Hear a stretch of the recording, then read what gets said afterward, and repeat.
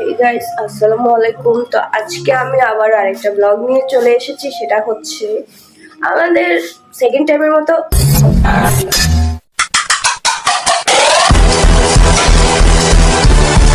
আরেকবার খাপসা, মানে হচ্ছে খ্যাপসা বানানো। তো খ্যাপসা বানানোর জন্য আমার আম্মু রান্নাঘরে এসে দেখি যে এগুলো রেডি করে রেখে দিয়েছে। এখানে সবকিছু রেডি করে রাখছে, জাস্ট একটু পরে উঠে হয়তো রান্নাটা বসাবে। তো আমি তো লাইভে বলেছি আমি অনেক বেশি অসুস্থ, আমার ঠান্ডা লাগছে। এখন অনেকে অনেক টিপস দিচ্ছে, তো আমি একটা একটা করে সব টিপস মেনে চলবো। একজন বলছে লবঙ্গ খাওয়ার জন্য, এখন আমি লবঙ্গ খাইতে আসছি। মশলাপাতি কেন লাগে ঠান্ডা লাগলে? আমাদের লবঙ্গ কোথায় আছে আমি কিছু জানি না। একজন বলছে দারচিনি চাবাই খাইতে, তো আমি খামু।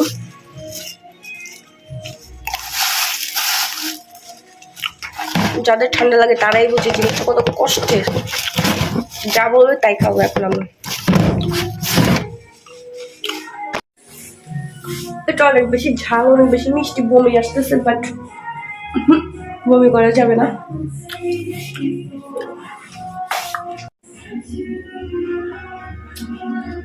আমি দারচিনির রসগুলো খেয়ে ফেলছি।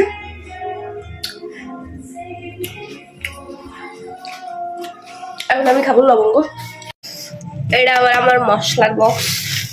এরকম আরো কতগুলো আছে, এই যে লবঙ্গ কতগুলা নেই, কয়টা নেই।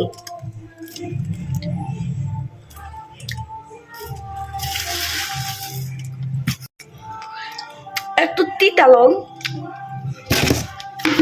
দুইটা নিচে আমি খাইতেছি। কিছুটা শান্তি লাগতেছে আসলে। মানে বিকেলে আমার যে অবস্থা ছিল তুলনামূলক অনেক ভালো এখন।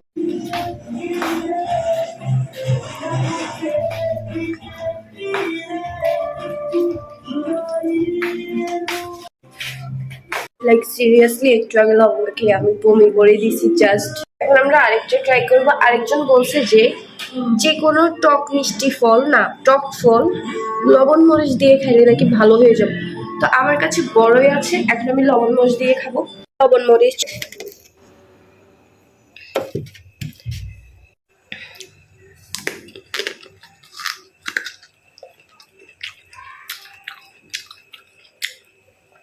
আরেকবার লই।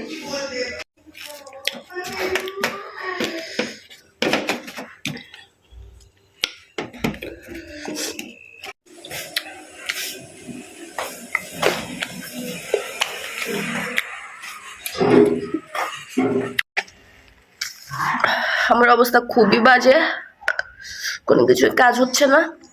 এবং আমি ফোনটা চার্জে দিয়ে একসাথে খাপসা হইলে তোমাদেরকে ভিডিও দেখাবো। অনেক বেশি ঝাল লাগতেছে। এটা আমাদের খাপসা।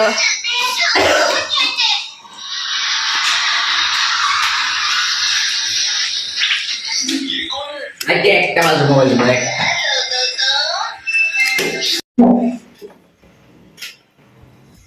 জল রান্নামো।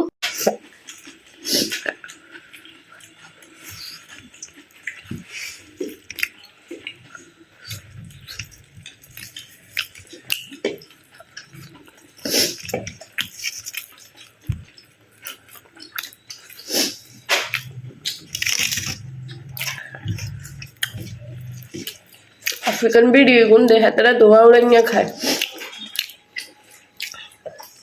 খাই খাই অভ্যাস হয়ে যায় কেন?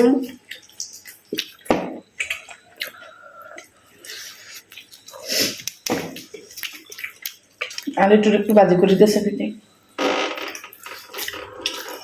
ভিডিওটা আজকে সকালে করা, কালকে রাতে আমি খেয়ে ঘুমিয়ে গেছি।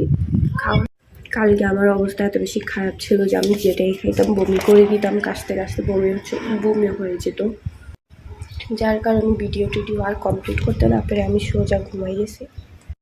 আর আমি যে রাতে খেয়েছি আমি কোনো স্মেল, টেস্ট কিচ্ছু পাইনি, কারণ আমার না বন্ধ, আমি কাশি। তো বেসিক্যালি আমাদের সবসময় যেটা রান্না করে থেকে যায়, কারণ আমার অনেক বেশি রান্না করে, তো এটা থেকে যায়। আমরা পরের দিন সকালে আবার গরম করে। এখন আমি ঘুম থেকে উঠছি, এখন গিয়ে একটু ভালো লাগতেছে, রাতে ওষুধ খাওয়া হয়েছে।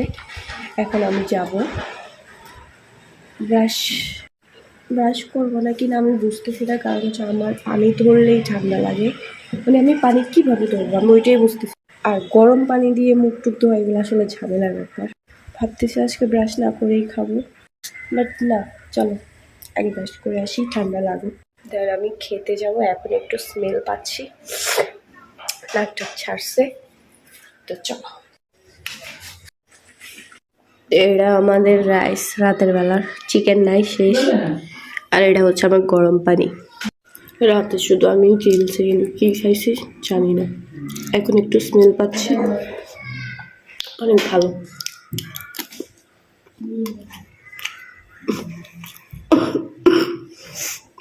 কাশতে কাশতে আমার পিঠ হাত এগুলো সব ব্যথা হয়ে গেছে।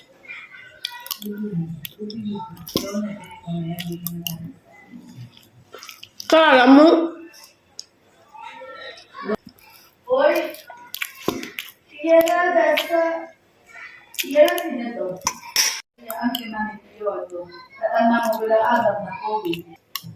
খাওয়া দাওয়া শেষ করে আমরা ওষুধ খেয়ে কতক্ষণ রেস্ট নিয়ে আসছি, এখন আমরা চা খাবো।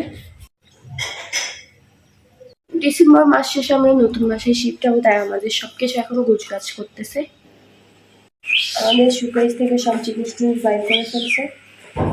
বাসা চেঞ্জ করাটা যে কত বেশি কষ্ট সেটা একমাত্র তারাই জানে যারা চেঞ্জ করে।